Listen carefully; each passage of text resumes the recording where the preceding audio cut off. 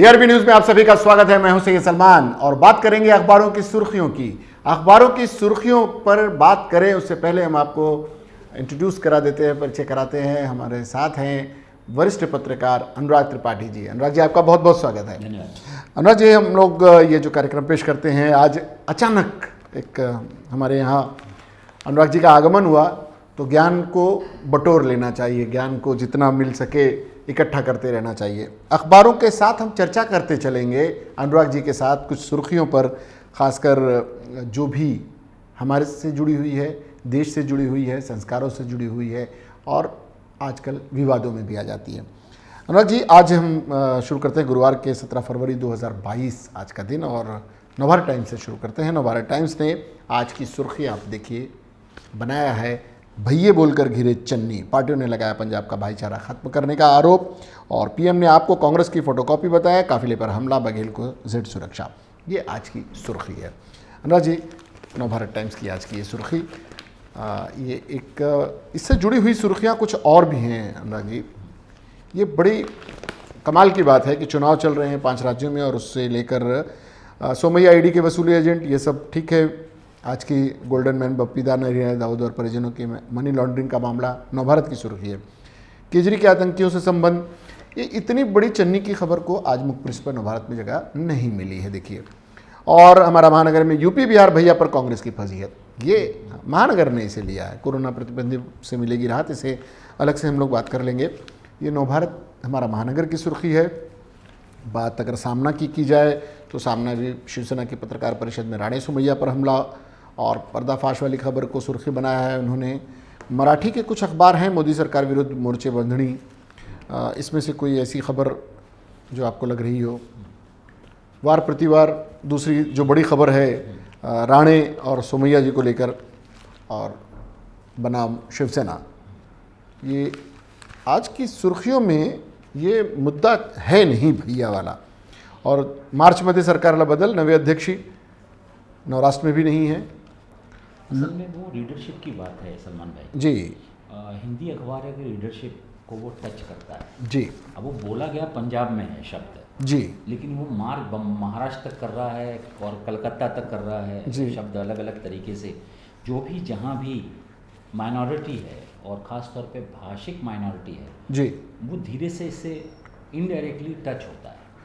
असल में वो चेन्नई ये कहना चाहते थे कि दूसरे प्रांतों से आए आदमी अब यहाँ रूल नहीं करेंगे, पंजाब का आदमी ही सीएम बनेगा। जी। ये बड़ा सिंपल सा बात था। तो भाई साहब, कौन वहाँ पर प्रांतीय, आप मुझे सच बताइए ईमानदारी से जी।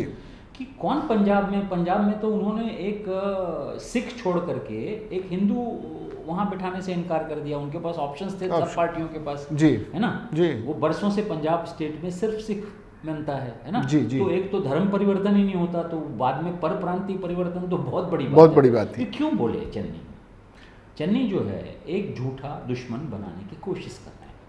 आप देखिए कैसे दुश्मन बनाए जाते हैं, माइनॉरिटी को दुश्मन बना। बीजेपी की राइज कैसे मुसलमानों के खिलाफ एक उन्होंने एक गुस्सा पैदा किया, और वो गुस्से को आज तक बीजेपी का एक तरह का उस पर वो कमाई खा रहे हैं उसमें। जी, जी। तो वैसे ही चेन्नई में बहुत ही मामूली, वो बेचारे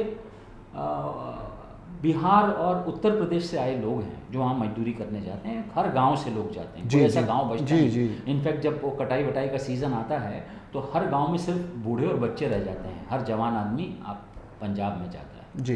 तो पंजाब का ये स्थिति जो है, ये जो स्थिति, ईंट के भट्टों में काम करते हैं, अलग अलग उनकी जितनी इंडस्ट्रीज़ आजकल बहुत डेवलप हो रही हैं। पहले खेत में जाते थे, अब ज़्यादा दूसरे कामों में जाते हैं। महाराष्ट्र की तरफ आते हैं, सूरत और वहाँ जाते हैं जी। हर जगह ये गुस्सा पनप रहा है। मतलब ये जो मजदूर तबका है, हाँ, इसके खिलाफ एक माहौल, गरीब आदमी के खिलाफ। जी, जी। आप समझिए सबसे बड़ी बात ये जो बेचारा वंचित है, जैसे भैया शब्द, अब हम इसे मुंबई की बात करें, इधर तो मैं बहुत आधिकारिक तौर पे कह सकता हूँ कि जिनको भैया बोल करके उनकी भीड़ दिखाई जाती है और उनके खिलाफ नारेबाजी होती है, वो वोटर ही नहीं है यहाँ। वो वोटर उत्तर प्रदेश में है, यहाँ वोटर बनना ही नहीं चाहते। सबसे बड़ी बात ये है जी भाई साहब, ज्योग्राफिकल बाउंड्री, क्या भारत एक नहीं है? मैं इससे आगे की बात करता हूँ। आज बॉम्बे स्टेट था, घट करके महाराष्ट्र हुआ जी, और वो गुजरात अलग बन गया, सिंध अलग बन गया, सभी बॉम्बे स्टेट के हिस्से थे। तो आज जो गुजराती परिवार यहाँ 100 साल से रह रहा है, उसको आप परप्रांतीय कह देंगे। ज्योग्राफिकल बाउंड्री बदलने से ये सब खेल हो जाते हैं जी। सर, ये नहीं कर सकते ना आप। और चल रहा यही नहीं, ये जो स्थितियां हैं सब अपने हिसाब से, कोई धर्म पे बांट लेता है, कोई उसको जाति पे बांट लेता है, कोई भाषाई आधार पे बांट लेता है। और भाई साहब वो आंदोलन तो चल ही रहे हैं, आप देखिए तरह तरह के आंदोलन जो हैं इन्हीं तीनों में बट के रह गया है जी। लेकिन क्या भारत एक होगा? क्या हम भारत रहेंगे? और सबसे पहली बात बताइए कि वो जो काम करते हैं आकर के परप्रांतीय, यहाँ मुंबई की बात करते हैं जी जी थोड़ा सा मुंबई की तरफ, जी जी जी। वो जो परप्रांतीय काम करते हैं, वो जो काम जिस तनख्वाह पे वो काम करते हैं, है ना, 10,000 12,000 ये उनकी यूजुअल तनख्वाह होती है, और 12 घंटे की ड्यूटी होती है सर, और कोई छुट्टी नहीं होती। आपका सिक्योरिटी गार्ड है, उसको छुट्टी कब आप देते हैं? संडे मंडे देते हैं सर। कई जगह तो वो डबल ड्यूटी करते हैं। जो अधिकांश करनी पड़ती है, मजबूरी हो जाती है। जी, वो उनकी कोई आर्थिक बीमार स्थिति पड़ा, ऐसी, कोई जी। बीमार पड़ा या कोई गांव गया तो डबल ड्यूटी अपने आप आ जाती है, वो तो 24 घंटे की ड्यूटी हो जाती है। और 10,000 रुपये में सर क्या खाता होगा इस बम्बई शहर में, और क्या अपने गाँव भेजता होगा? उस गरीब आदमी को आप दुश्मन बना रहे हैं। उसको कह रहे हैं, वो चन्नी साहब को पता नहीं कैसे लगा कि वो भैये जो हैं, जो बेचारे एकदम बड़े निम्न तरह का ज़िंदगी जी रहे हैं, वोटर नहीं है वहाँ, एक कभी कोई भैया चुन के नहीं आया पंजाब की असेंबली में, वो मुख्यमंत्री कैसे बन जाएगा?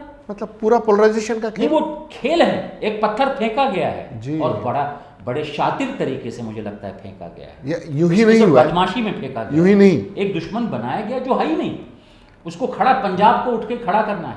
ये सिर्फ ये ऐसा नहीं है कि सिर्फ पंजाब में हुआ है, भारत के हर राज्य में ये समस्या है। बंगाल में परप्रांतियों के खिलाफ बहुत पहले स्थिति खराब हुई, परप्रांतियों ने जाना बंद कर दिया, बंगाल का क्षय हो गया, बंगाल जो टॉप स्टेट था वो ख़त्म हो गया जी। अभी महाराष्ट्र में जो स्थिति आई संभल गई समय पर, ठीक था। गुजरात में आप देखिए परप्रांतियों के खिलाफ एक बहुत बड़ा आंदोलन चल रहा है, बिल्कुल पूरी तरह से मारे जा रहे हैं लोग, लिटरली कोई बोल नहीं रहा है, लेकिन धीरे धीरे लोगों का वहाँ आना बंद हो रहा है। ये जब आते हैं तो बहुत छोटे छोटे काम करते हैं। आप देखिए हर शहर में रिक्शा वाला जो होता है ना, जी। गरीब आदमी, वो परप्रांतीय ही होता है। आपके जो संडास वंडास की सफाई करता है, वो उस राज्य अक्सर उस प्रांत का नहीं होता, वो बाहरी प्रांत बाहरी का होता है। ठीक है। ये जो छोटे मोटे काम हैं, वो बोझा ढोने वाला जो होता है, उस शहर का नहीं होता भाई साहब, वो बराबर है, बेशक। कहीं दूर जगह से आया होता है। तो ये सारे काम करता कौन है? तो ये करने वाला काम जो है, ये एक तरह की फोर्स है जो उस राज्य को खड़ा करती है। और ये आज से नहीं है, मुंबई में लोग आ रहे हैं 200 साल से, हरिको है मुंबई से आया है जी। मतलब लिटरली, हालत हम कुछ लोगों को, मुट्ठी भर लोगों को बोल सकते हैं, आज 1000-2000 लोग होंगे जो कह सकते हैं हम यहाँ के मूल निवासी हैं, हमारे बाप दादा 1000-2000 होंगे। जी, जी, जी। करोड़ों में तो सभी मुंबई में आए हैं बाहर से, बेशक, तो बेशक। सब हर आदमी परप्रांतीय है ना, यहाँ से बाहरी आदमी है। ये जो आप कैसे एक्सक्लूड कर देते हो किसी को, बड़े प्रेम से इसको बोलते हैं हटो, है ना, ये हम हैं और हमने खेला है, हम और तुम। ये जो हम और तुम में जो भेद करने वाली नीति है, भेद डालने वाली नीति, यही हुई।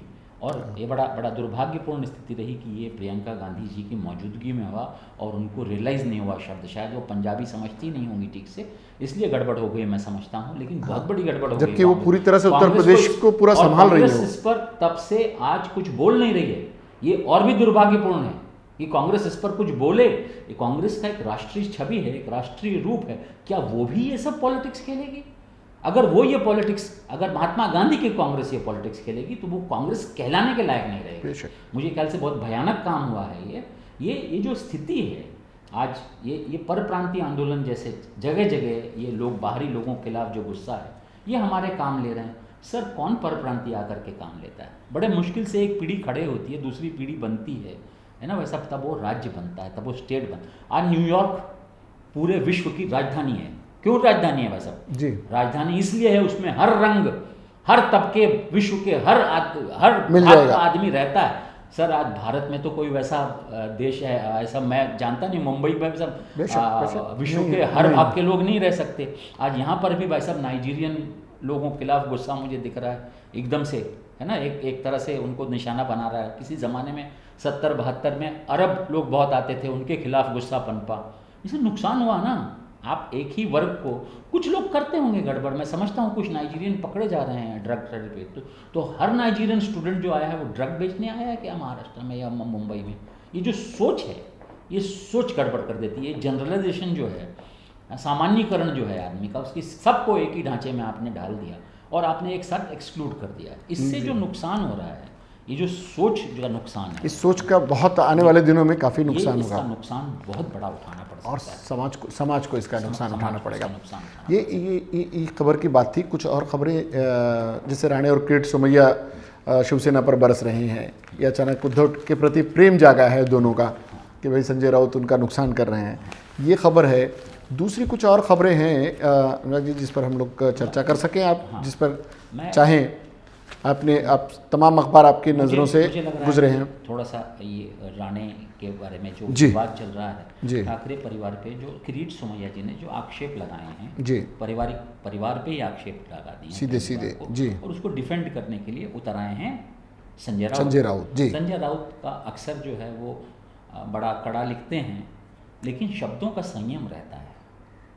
और नारायण राणे जब बोलते हैं तो संयम की हम लोग ज़्यादा अपेक्षा उनसे नहीं करते रहे। मैं तो उनको कॉर्पोरेटर काल से जानता हूँ, जी। उनसे संयम की अपेक्षा नहीं करते रहे।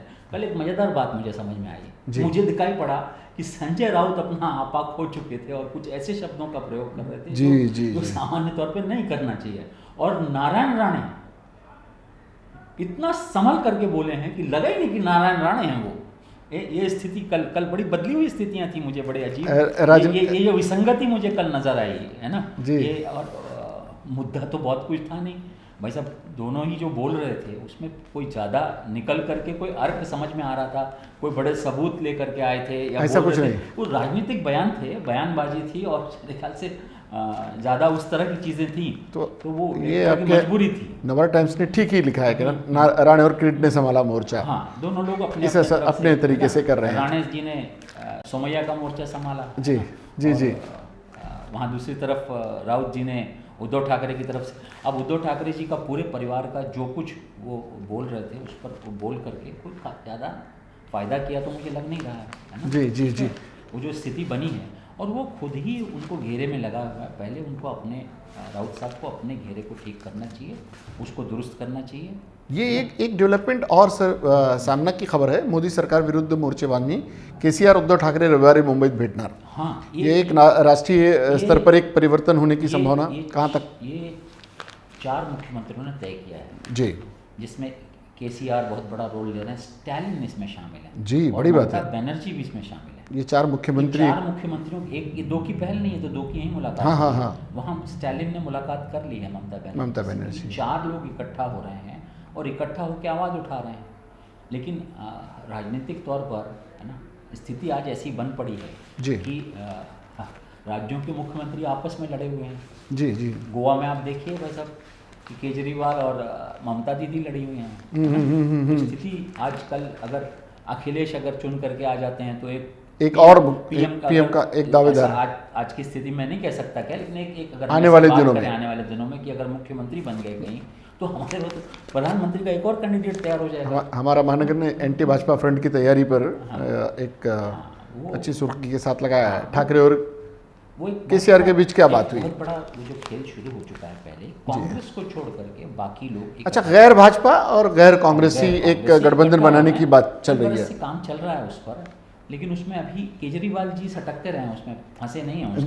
जी। तो वो एक देखना पड़ेगा कि वो केजरीवाल क्या रोल होगा। और पंजाब में अगर उन्होंने आउट परफॉर्मेंस कर दिया है ना जी, और गोवा तो फिर बहुत बड़ा रोल हो जाएगा उनका। कर दी उन्होंने जी, जो अगर संभव होगा तो सर फिर वापस खेल एकदम बदलना शुरू हो जाएगा, ममता दीदी वाला खेल पीछे चला जाएगा। तो कुछ चीज़ें अभी देखनी बाकी हैं। ये आने वाले चुनाव जो हैं 5 राज्यों के, ये बहुत कुछ और डिफाइन करने वाले हैं, रिफाइन करने वाले हैं, डिफाइन करने वाले हैं राजनीति। काफ़ी कुछ परिवर्तन देखने को मिल सकते हैं। ऐसी भी बनेगी कि ये बीजेपी आखिर अपना उत्तर प्रदेश बचा पाती है नहीं। बाकी राज्यों में तो स्थिति बहुत ठीक नहीं लग रही, उत्तराखंड हो या पंजाब हो या दूसरे राज्यों में बहुत स्थितियां ठीक नहीं लग रही। उत्तर प्रदेश से जुड़ी हुई सर एक हाँ जी, अब पूरी तो उत्तर प्रदेश अगर बचा नहीं पाती है बीजेपी, जो मुझे लग रहा है कि काफ़ी स्ट्रांगली लड़ रही है वहाँ से। पश्चिमी उत्तर प्रदेश के 2 फेज़ हो गए हैं जो बड़े खतरनाक थे बीजेपी के लिए, अच्छे उसी से जुड़ी हुई खबर है, इनकलाब ने दी है। अब जो है पीछे की तरफ जहाँ बीजेपी को परफॉर्म करना है, बीजेपी का मैदान अब शुरू होता है, अब उसकी लड़ाई अब शुरू होती है। अगर सत्ता बचानी है तो उन्होंने एक हेडिंग दी है इनकलाब ने कि दोनों मराहल की रिपोर्ट के बाद आरएसएस परेशान, यानी बीजेपी ये जो 2 हुए हैं 2 राउंड, इसमें दोनों को परेशानी। प्रधानमंत्री 4 फेज के चुनाव के 2 फेज में एक सभा ना लेने पाए जी, एक सभा ना लेने पाए, पंजाब में उनकी स्थिति खराब हो जाए, उत्तर प्रदेश में चुनाव ना लेने पाए, सभा ना लेने पाए, ऐसा कब हुआ था सर? तो ये बड़ी स्थिति जो है, ग्राउंड रियलिटी जो है, जो दिख रही है वो बहुत अच्छी नहीं दिख रही ना। तो लड़ाई अलग तरह से हो रही है। तो अगर अब हम इस पर आगे सोचें जी कि अगर मोदी कमज़ोर पड़ जाते हैं, हाँ, है ना सर, तो मुझे लगता है बीजेपी के अंदर रेस शुरू हो जाएगी अगले प्रधानमंत्री पद के लिए, क्योंकि 75 वर्ष की उम्र में उन्होंने अपने पूर्ववर्ती कई अडवाणी लोगों जी को हाँ रवाना कर दिया था। ये भी भाई साहब अगले जब चुनाव होगा तो 74 तक पहुंच रहे होंगे। तो सर वो प्रधानमंत्री पद के अगर सीटें घटती हैं और ये राज्य अगर ये राज्य सब हाथ से जाते हैं अगर, तो खेल बहुत बड़ा बदल जाएगा, ये- ऊपर ही ये- खेल ये बदल जाएगा। देखिए- लड़ाई दोनों तरफ बदलने वाली है। तो बदलने वाली है कि नहीं ये नहीं जानता मैं, है ना, हाँ। आज की डेट में, क्योंकि लड़ाई बहुत तगड़ी है। आने वाला जो मरहले हैं बाकी उत्तर प्रदेश के, इसमें आपको लग रहा है कि संघर्ष भारतीय जनता पार्टी का खेल अब वहाँ से शुरू होगा? भारतीय जनता पार्टी ने बहुत मेहनत की है। लेकिन सर जैसे फर्स्ट फेज थे उसमें 58 सीटों में से इनके पास 53 सीटें थीं और अनुमान लगाए जा रहे हैं कि वही उनको ज़्यादा नुकसान होने वाला है। हाँ, वो तो काफ़ी जो घटेंगी, इतनी सीटें क्या अब आप बचे हुए फेसेस में बढ़ा ले जाएंगे? देखिए क्या हुआ है कि वहाँ जो जैसा डिमार्केशन करते हैं, जी। बहुत बड़ा डिमार्केशन उन्होंने, जो एक बहुत बड़ा हिंदू मुस्लिम वाद उन्होंने जी पैदा कर जी, रखा है। खासकर ये और हिजाब वाला भी जैसे- मुद्दा नहीं, काफ़ी नहीं, गरमाया है। हिजाब तो एक एक्स्ट्रा बहुत बाद में आ added गया। है उसको। हाँ, लेकिन आ गया उनके ऐन लिए। समय जो है भाई साहब कोई दंगे नहीं हुए चुनाव के पहले उत्तर प्रदेश बहुत में। अच्छी ये बात, बड़ी बहुत अच्छी खबर राहत है। की बात सबके लिए होनी चाहिए, है ना। जी, बेशक। लेकिन ये कहीं और भी होने की संभावना पैदा हो रही है। हाँ। वो रिएक्शन उत्तर प्रदेश में जाएगा उसका। वो हिजाब, सतर्क रहने की देखिए, ज़रूरत है। हिजाब कोई आज से नहीं पहन रही है मुस्लिम महिलाएं। जी। 72 साल बाद हिजाब की याद आने की अचानक चुनाव के समय क्या स्थिति आई। मेरे जैसे पत्रकार को ये सवाल उठना मैंने लाज़मी है। सर कई बार शोज़ में मैंने हाँ, अपने ठीक बातें है, करते हुए अचानक मैंने ये कैसे हो सवाल जाता उठाया है हाँ? कि ये अचानक वो हिजाब कैसे दिखाई कैसे पड़ने लगता 5 है? राज्यों के चुनाव के बीच ही हिजाब का मुद्दा क्यों उठा? तो वो कुछ चीज़ें ऐसी हैं जो खेली जा रही हैं। खेल है, राजनीति अपना खेल होती है, इसको खेला जाता है। कुछ उत्तर प्रदेश में खेला जा रहा है, कुछ उत्तर प्रदेश के लिए बाहर भी खेला जा रहा है, लेकिन बीजेपी खेल रही है। खेल। तो हाँ, अभी उसका खेल पूरा नहीं हुआ है, इसलिए उसके बारे में ये कहना, रिजेक्ट कर देना बीजेपी को, जी, बीजेपी जी, नहीं आ रही जी। उत्तर प्रदेश बिल्कुल, में। बिल्कुल, अभी ये कुछ नहीं कहा सकता- भाई कहा जा साहब, वो सकता। जैसा वो मुझे देख रहा हूँ कि किस तरह से उन्होंने बांटा है समाज को। तो जो जैसे दलित वर्ग है, वो मायावती को छोड़ा है उसने, लेकिन वो अखिलेश के साथ नहीं जा रहा भाई। जी, वो हाँ, डाइवर्ट तो हो रहा है। मायावती के स्ट्रांग कैंडिडेट ही मदद करेंगे अखिलेश को आने में, जहाँ पे लड़ेंगे वहाँ। तो जहाँ अगर ना लड़ती मायावती, ना नहीं लड़ रही हैं, कमज़ोर पड़ रही हैं, तो इससे एक्चुअली कम आप मज़ेदार बात है कि वोट काटेंगी तो बीजेपी जीतेगी, ऐसी स्थिति बनती थी। उसके वोट बहुत बड़ी संख्या में पिछले लोकसभा में भी उधर गए हैं। तो अगर जाति वर्ग में बात करें तो वो अखिलेश के पास बहुत ज़्यादा खेल नहीं बचता है। तो कुछ ऐसा रहता है, हर सरकार जब 5 साल रह जाती है उसके खिलाफ कुछ नाराज़गी अपने आप पनपती है। जी जी, तो वही उनकी जमा पूंजी है कुल, है ना, वो जमा पूंजी है, ये जमा पूंजी। नाराजगी को रोक ले जाना, हाँ, तो कुछ वो- नए वोटर्स को अपने साथ ले आना और विरोधी पक्ष की कमियों पर पूरी तरह से हमलावर रहना। और बीजेपी पिछले 5 साल से जी ग्राउंड पर चुनाव की तैयारी कर रही है। जी, बाकी लोग ये स्थिति मायावती जी तो घर ही पे रही, जी, निकली ही नहीं। जी, जी, तो जी। इसलिए अब दिख रहा है अभी भी कुछ परफॉर्मेंस नहीं कर पा रही हैं, आउट ऑफ खेल के बाहर। बहुत बड़ा कांग्रेस भाई साहब बहुत पहले रेलेवेंस अपना उत्तर प्रदेश में खो चुकी है। तो अब बचा क्या रह जाता है सर? तो खेल सीधे सीधे हो रहा है, लेकिन ये खेल बहुत अजीब है। आप देखिए, बड़ा अजीब है कि जैसे ममता दीदी और मैं कहूँ मोदी जी की जो लड़ाई हुई बंगाल में, तो सारे वोटर जो थे, जो एंटी मोदी, जो भी शक्तियाँ थी, वो इकट्ठा होकर के एकदम खड़ी हो गई ममता के साथ। जी, और वो उनकी जीत का कारण बनी। टीएमसी शायद ऐसी स्थिति उत्तर प्रदेश में नहीं उत्तर बनी हुई प्रदेश सर। में ऐसी स्थिति है तो इसीलिए तो अखिलेश रेस में है। जी। क्योंकि जाति गणित के हिसाब से वो आज बैठ नहीं रहा है, उनका पूरा खेला नहीं बन रहा है। ठीक है, बैकवर्ड और मुस्लिम वोटों को छोड़ करके, है ना। हाँ, वो जो पुराना उनका समीकरण था। सब उत्ते में तो जीत नहीं होती ना। जी, बेशक, बेशक। तो वो ये उनका खेल इसीलिए बन रहा है कि वो एक तरह से वो योगी जी के भी खिलाफ लोग हैं वहाँ। हाँ, हर चुनाव क्षेत्र में 2-4 हज़ार कम्युनिस्ट होते हैं।